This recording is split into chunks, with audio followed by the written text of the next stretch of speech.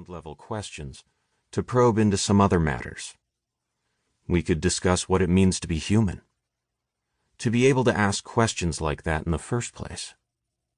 We could talk about what believing is, what it means for something to matter, and how reliable, or not, our feelings are when it comes to truth.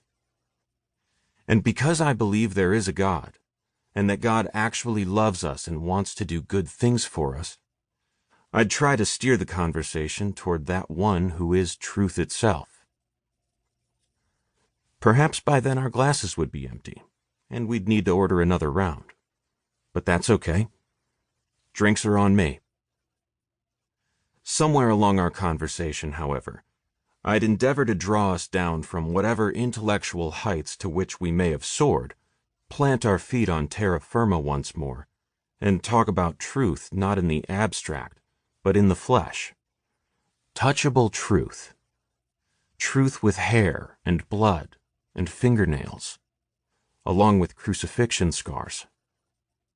Because if we never get around to talking about him, about the truth named Jesus, then we're just a couple of beer-drinking amateur philosophers whiling away the hours on a Friday night. But if he becomes our subject, if that sacred and scarred embodiment of truth inhabits our minds, then we will have arrived at the answer to those questions tucked away in the folds of a book 20 years ago. The one who is the way, the truth, and the life. He and he alone can tell you what really matters. And he'll tell that if you believe in him, if you follow his call to be a disciple, it might not feel good. Sometimes it'll hurt like hell. But it's the only path worth walking, because you'll have as your companion the God who will turn your life upside down in the best and craziest of ways. Turning the world upside down. The early followers of Jesus had many false accusations lobbed at them. The Emperor Nero blamed them for the fire that swept through Rome in AD 64. The Roman writer Tacitus claimed they practiced abominations and hated the human race. Early in the 2nd century, the imperial legate Pliny wrote to the Emperor Trajan that Christians held a perverse and extravagant superstition. Because they refused to acknowledge the existence of Roman and Greek gods, they were labeled as atheists.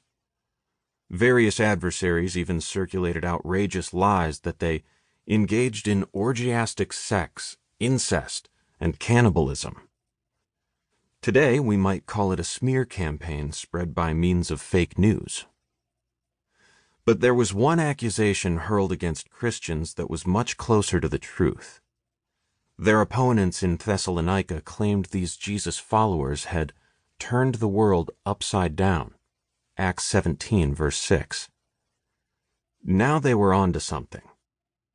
What they didn't realize was that the God these Christians worshiped was himself the chief culprit. He took our globe in his hands, flipped it over, and gave it a mighty shake. Age-old foundations quivered and detached from the ground of human confidence. Corpses popped out of their graves like corks from bottles of champagne. Prostitutes and lepers tumbled into castles, and kings sank down into the mire of the streets. God was engaged in his favorite pastime, upsetting our every expectation of how a respectable, dignified divinity should conduct himself. He was indeed turning everything upside down. Nothing has changed since that 1st century shake-up of the world.